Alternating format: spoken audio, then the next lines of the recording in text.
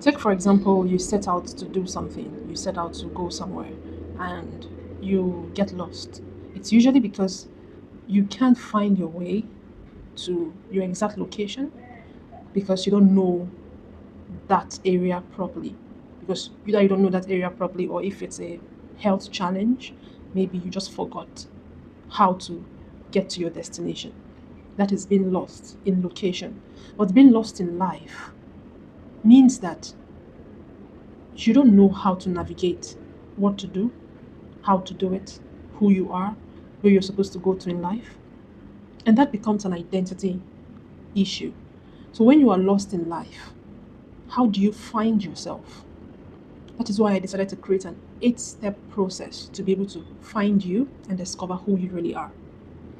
So I started with identity, which is one of the words we use to also describe self concepts. It refers to the details that inform why you do what you do, your preferences, your standards, your values, and as a result, how you are perceived.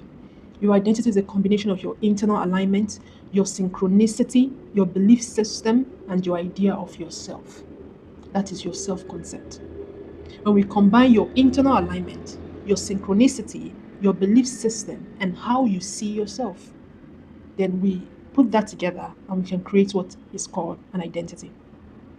Alignment and synchronicity here is talking about harmony. It's saying that your belief system and your idea of yourself, when I say your idea of yourself, I mean how you see yourself, the image you have of yourself, they should be in harmony and in agreement. Your alignment and your synchronicity, that is your belief system and the idea of yourself, they should be in harmony. Your what you believe and how you see yourself should not be in conflict. Then we can work on from that we can create and decide that you have a healthy sense of self. And to be able to cover completely identity and all of that, we also need to look at self-worth, self-image. Your self-worth is the faith or belief in what you have come to know or design about yourself. What you believe about yourself, your belief, your faith in who you say you are, in who you believe that you are. That is your self-worth. Or let me put it this way, even the degree to which you know who you say you are, who you believe that you are, what you are, they all come together to create your self worth. Your self image is how others perceive you, how others perceive your identity and your self worth. If your identity is a combination of your alignment, your synchronicity, and your belief system, your values, your standards, and your self worth is your belief about who you say you are, then your self image is how others perceive those values, those standards, those alignment, those synchronicity of what you say that you are, plus your self worth. For you to have an image, a self image, for example, for you to have an image, we are looking at how others perceive you, how they see you. How you see yourself is one thing, how others see you is another thing. And how others see you is as a result of what you believe that you are about yourself. Because what you believe that you are about yourself actually shows in how you do what you do, how you carry out whatever it is you do, whatever it is you carry out, whatever it is you do with your life. When you say that this is who I am, as you believe it internally, mentally, emotionally, whether you like it or not, it presents itself. It shows itself in everyday life, in whatever it is that you're doing. How others perceive how you see yourself and what you believe about yourself. So identity is what you are, and self-worth is what you believe about yourself. Identity is what you believe that you are. Self-worth is what you believe about yourself. So when people look at you, they're going to see what you believe that you are and what you believe about yourself put together. That's their image of you. So what is it that you actually believe about yourself? People see that, and that's the message you're passing to them. And what's your belief system? What's the level of the faith you have about what you're capable of, about who you are? They also see that. You can project the image you want to show the world, but if they're not deeply rooted in a belief system about you, which is your identity, self concept, and self worth, cognitive dissonance will occur. So, just like what we talked about earlier, if you do not have an alignment of what you say you are and what you believe that you are, between if there is no alignment between what you say you are and what you believe that you are with what we see projecting out there, there will, you would have what psychologists call cognitive dissonance. Because internally, who you are on the inside is fighting how you show up and who you are on the outside. And when that begins to occur, your mind can tell that there is no harmony, that we're not in agreement with something. Someone is lying. Either you are lying to yourself or the life you're living is a lie. You see? So that is where, when we talk about cognitive dissonance, that is where you begin to feel like a fraud. You begin to build defense mechanisms that are not actually true. You project fake strength and not real internal strength. There is fake strength and there is internal strength. If you are actually strong, you don't have to act strong. You just are. There are a lot of persona we build in the world of independence, of strength, and all of those things that are not actually true. It's a mask we wear to show that we are strong, but we are not actually strong. Usually, when something hits you, that's when we know who really is strong. And when we have an image that is projected, that is not deeply rooted in a belief system, we build defense mechanisms, we project fake strength, and usually that is also where we find imposter syndrome. So many times, imposter syndrome could be lack of confidence, but usually at the depth of it, at the root of it, imposter syndrome is really somebody who internal capacity and internal belief system does not align with their external reality. In the same way, there is identity theft. You can be a perpetrator of identity theft without knowing it. Identity theft is simply just being who you are not, being what you are not, projecting a persona to get respect, to get admiration, or whatever it is you may seek. But that person you are projecting is not actually you, and you will know it. And sadly, many can smell it from a mile away. Many can read through you and see that you are not who you say you are. And when you are not living from truth, from a place of truth of who you are, of what you say that you are a perpetrator of identity theft.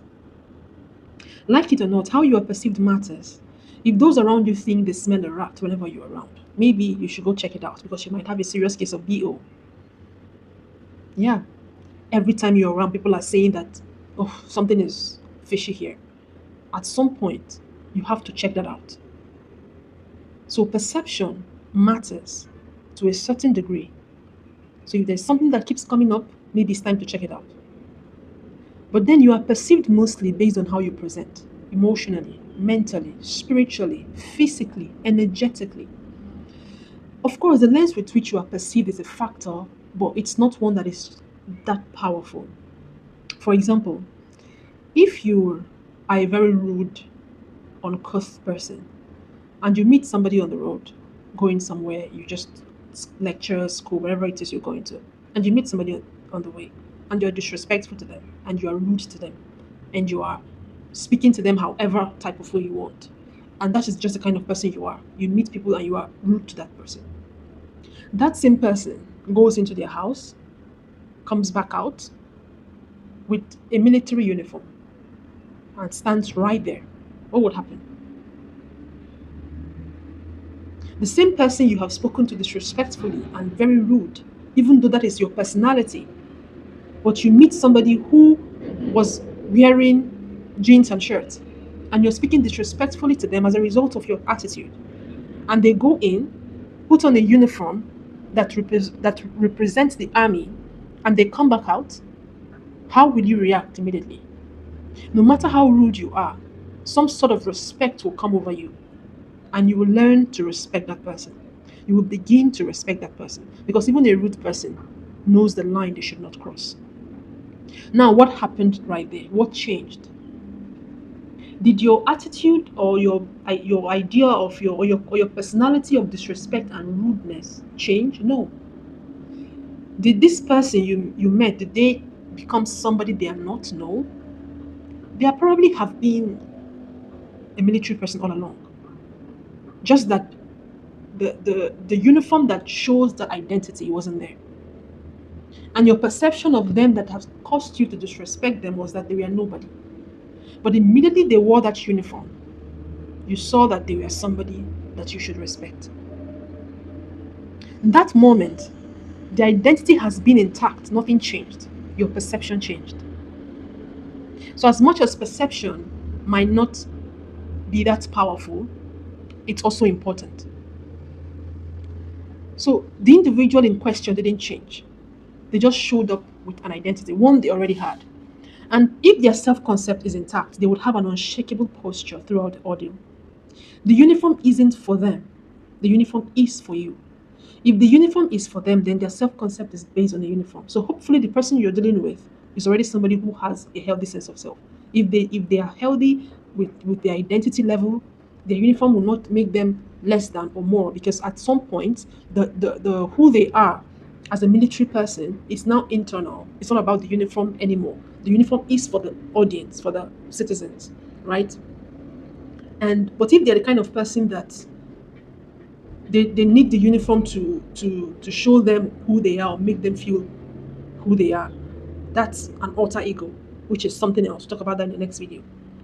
So in this case, others' perception is not as powerful because it is just a minor aspect of everything. Your identity is everything. Hope you're following me, because this example is going somewhere. Your identity can change their perception in an instant, just like the example. This person that is a military person has that identity of army, all of that. But because they were not wearing the uniform, you didn't know. And this is also how it presents in our everyday life, right? We are speaking of perception. You have to build your identity from the inside out to be the person that you want, not just you to know and to believe that you are, but for others to actually see and say, okay, this is who she is, this is who he is, and this is how we are to deal with that person. We are speaking of an identity in this case that doesn't wear a uniform.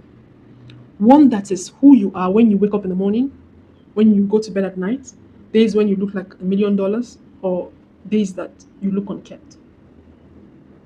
Your identity is what will make people behave a certain way towards you.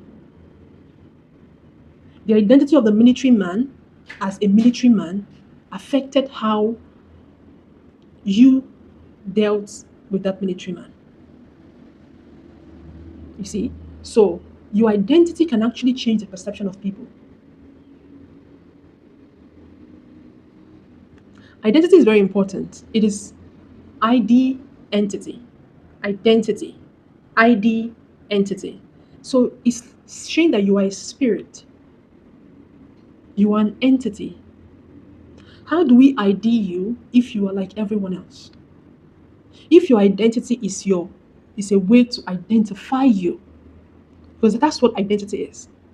If your identity is a way to identify you, how do we then ID you or identify you if you are like everyone else? You sound like everyone else, you talk like everyone else, you walk like everyone else, you look like everyone else, you dress like everyone else. That is why you shouldn't try to sound or walk or dress like people, or even alter your body to fit a certain image or beauty standard. You have a unique ID, a unique serial number, just like your thumbprint. Now, to be able to design an identity, build one, rebuild it if you used to have it and you lost it, so that you can move from being lost to being found, from living an uninspired life to living a very inspired life, to going from asking yourself, who am I in this world? What's my place in this world? I'm going to show you through the step-by-step process of how I can help you do that. Because I always talk about discovering your true identity, because you can have an identity that is not yours or that is a lower version of you. But the true identity is true because it is yours and high vibrational. Every one of us operates from a certain identity. everybody. But the question is, are you operating from the one that is actually yours or the one that somebody built for you? Are you operating from a place of alignment of truth, internal truth? Because so many times we are a combination of the schools we went to, the environment we grew up in, the friends we had, the family we are from, the culture, the tradition that raised us, all of those things. They all make up you. But you have to learn to separate who you were told to be and who you were actually made to be. So, steps to discover your true identity. Number one, figure out what you truly believe and dismantle it to define where it came from. You will be surprised when you sit down one day and write, what do I truly believe? When you write what you truly believe, the next thing is to write, okay, where did this come from? I've worked with people that later found out that there's a certain thing they do, and I've come to believe that when by the time they broke it down, it came from their roommates. Their roommate in uni years ago, and they adopted it as fact, as truth, when it isn't. Their roommate probably brought it from home, from their parents, from wherever it is. I've had people that are living a certain way of life, and by the time they broke it down, it came from a boyfriend, from a girlfriend, from a relationship they used to be in. And you wonder, where are you in all of this equation? You haven't been living, others have been living through you. Number two, determine which of those is founded in truth and not from societal or family expectation. So when you figure out what you truly believe, dismantle where it came from, determine any of them that is founded in truth. By the time you figure out what you truly believe, you begin to wonder, okay, is this true? Is this maybe coming from a wound, from a trauma? Should I keep this? Should I not keep that? Number three, upgrade your mindset and beliefs brick by brick. Your mindset can be upgraded. Your mindset can be dismantled. Your mindset can be destroyed. Your mindset can be rebuilt. Whatever it is you find out about yourself, whatever it is you believe about yourself, whatever it is you have seen or you saw about yourself, it can be changed. It can be made better. Number four, from here you would know your belief system. Having a belief system isn't the same as having a belief isn't the same as having a belief system. Your belief system is the blueprint from which your beliefs are founded. It is the lens through which your belief system goes through before you adopt it as a belief. Why do you believe what you believe? Because by the time you go through the first three steps, it is easy for you to say, okay, all of this belief I have came from this. Then you can say, oh, this is my belief system all along. And then you can find out, oh wow, is this belief system something I should keep? Everything you believe came from a belief system. And the belief system is the blueprint that will show us your beliefs and why you believe them. There is no belief that is on its own, that stands by itself. Every belief came from a belief system. And the belief system is where the beliefs are from. If you have a healthy belief system, you can be able to have healthy beliefs. Because the belief system is because if you have a healthy belief system, that is one of the reasons, or one of the things that separate thought leaders and followers, leaders and the followers, change makers and those who are part of the herd. If you have a healthy belief system, you will not be one of the people who just go, oh yeah, everybody's doing this, I'm going to do it. Everybody's saying that, I'm going to say it. Everybody's this, everybody's that. No. If you have a healthy belief system, it's like a lens. Whatever the world says, whatever society says, you go through your lens and say, does this work? Does this not work? Is this right? Is this not right? Should I do this? Should I not do that? And number five, uncover your purpose. Your identity and your purpose are two sides of a coin. You cannot find one without the other. In going through this process, you get to that point where you go, okay, let's uncover purpose. When you uncover your purpose, you will begin to find your zone of genius, the exact spot where you are different from me, where we could show up in the same room, probably have the same class, have the same lectures, have the same teachers, have the same upbringing, have the same parents, but then you just are an expert at one particular area and it comes so easily and you are just blessed with it, right? You uncover your calling, your assignment, your gift and talent, your North Star, right in your purpose. Then, number six, draft the values that you will live by and you will hold others to. All of this, remember, is to help us go from lost and become found. Remember, we said somebody who is lost is because they've lost the map with which they are traveling with, or maybe whoever they were traveling with. And usually, when you are lost in life, it no, usually children are not lost in life. It's adult at a certain stage, even if you're a teenager, because you've come to a place of agency. You have to make decisions now.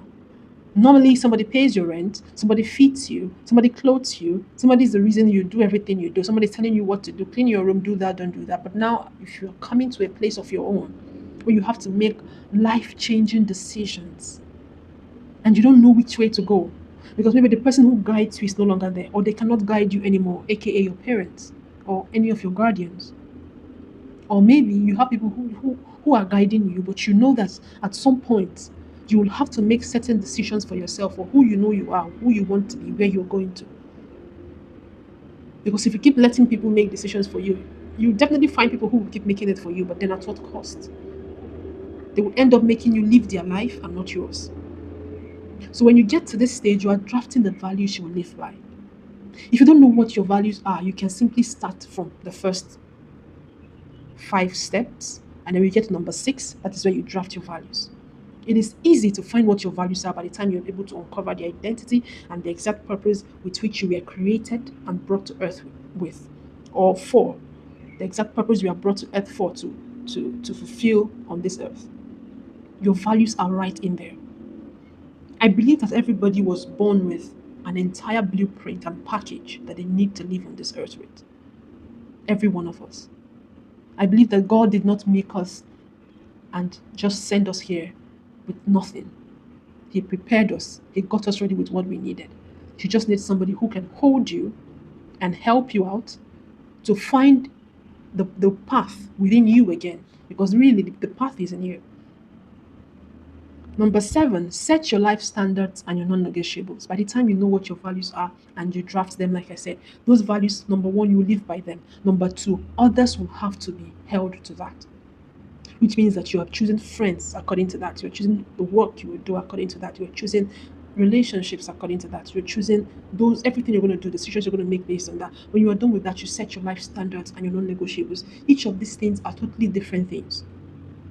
They might be aligned, but they are not. But they are not the same thing. Set your life standards and your non-negotiables. Non-negotiables are those things that even if I don't get anything else, even if I take everything else, I will not take this, and I would not get this. This is standard. This is baseline. Your non-negotiables are your baseline. If this is not part of the equation, I'm not even going to be in the party. Finally, determine your personal boundaries. Yes, they are all an identity issue. You need to know what can work for you, and you need to know what cannot and will not work for you. You need to know what you're going to take and what you will not take. Your boundaries are not just for others. When we talk about setting boundaries, we tend to talk about it a lot for every other person. But your boundaries are also for you too. When you set your boundaries, you hold yourself to it. If you say that, don't call me at 9 o'clock because I'm sleeping. Of course, it's your life. You can do whatever it is you want to do at that time, but also learn to respect yourself and respect your time and respect the things you say and respect your boundaries and say, 9 o'clock, I'm going to drop my phone and sleep because I want to wake up early so that I can have one, enough sleep, and two, when it's time to wake up early, I would not feel depleted like someone who did not get enough sleep. I will feel rested and I can be able to tackle my day with so much energy and also be able to wake up early and then have a lot of time in my day to achieve whatever it is I want to achieve. So these are the steps to discover and build your true identity. If this spoke to you and you would want to discover your true identity, please book a call with me. Everything is in the description box below. Go there, you're going to see the calendar link to book a call with me, and um, you can, so that you can, we can just talk about my program, my one-on-one program, Destined. It's not a course. It's definitely not a course, and it's not something that it's a full program, and it's not self-paced. So it is one-on-one. Just you have access to me and to me alone, and I'm going to just help you to stop feeling lost in life, to be able to figure out what your identity is, your purpose, build out your purpose project, and live a life of meaning and live a life on mission. Okay, my name is Lady Doris C, and I'm a destiny strategist at School of Relevance. That's the name of the brand. I wasn't always clear about who I was or why I was here. So I have lived this life, and I'm able to, yeah, get to help people to do that. My work addresses the roots and not the symptoms. I go deep, and I believe that alignment always produces clarity. Okay, I, I want to let you know that you are not lost. You are not lost, you are becoming.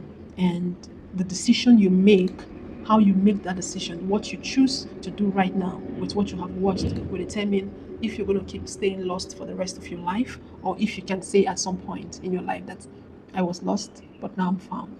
So book a complimentary call with me, and let's see how we can work together and if we're a great fit. Link in the description box.